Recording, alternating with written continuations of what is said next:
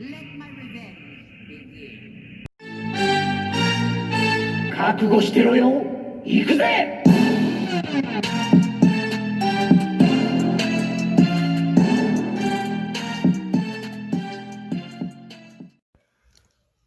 Welcome to Worldbreaker Cool's Reviews. I'm your host, Worldbreaker Cool, and today we are looking at another DC Mcfarlane Multiverse figure. This time we're looking at Batman Earth-1 from DC's Dark Knight's Metal. That's a whole hell of a lot. Comes together with this card. This is Batman. There's his data file.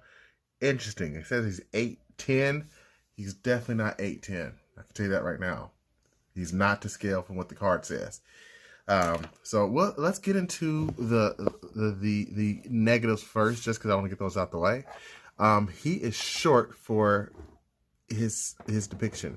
He's supposed to be 8 inches tall, or 8 inches, 8'10", so nearly 9 foot, and he just does not look it. If you look at, the regular 6-inch figure like a Bucky, that doesn't quite look like 8 or nearly 9 foot to me. Okay. So that is it. That is my only, articulation is a small issue, but we'll talk about that too. So besides a little griping, this is freaking phenomenal.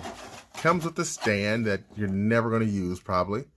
But man, this would be so much money if this was a Build-A-Figure, because there's so much great sculpting here and sculpting and the paint. There's not a whole lot of paint on the back. Maybe it's just different grays, period. It looks phenomenal, phenomenally nasty.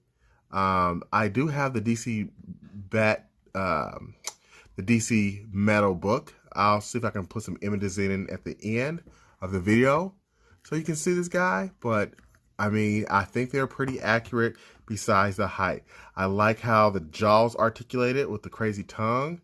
That's some good stuff. Although it looks kind of weird because the tongue's just kind of chilling and there's no bottom down here. So his tongue's right there under his chin. That's a little weird. But besides that, I love how it's asymmetrical. So you can't really, it's not even, okay? I like stuff like that. I do. As far as articulation goes, he is a bit of a rock monster, so he's not going to have the greatest articulation, but I will say he has a bit more than I thought he would. He can't kick up much, as you can hear. I think this impedes his kicking ability, but I like his nasty toes, how articulated those are. They can go down quite a bit. They can come up quite a bit. You hear that crunching. He did a good job. And I like the scales or the spikes on his legs. It's immaculate. And I gotta look at DC Metal again because I can't remember his origin. I know he took the Doomsday virus for some reason to prove a point or to save Superman. I can't remember. I read the story one time, not the full story, but just his origin. And it really didn't make a whole bunch of sense to me. So, but it looks cool, especially those spikes there. So I like it. I think it's I got mine at Walmart for $15.94, so I liked it even more. I saw the Green Lantern Superman guy, but he just looked kind of lame to me, so I did not pick him up.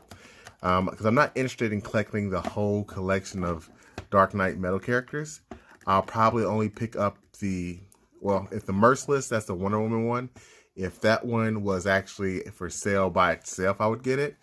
And I'm definitely gonna get the Drowned.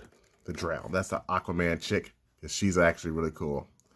That's it. I think he's a good figure. I give him an 8.5 out of 10.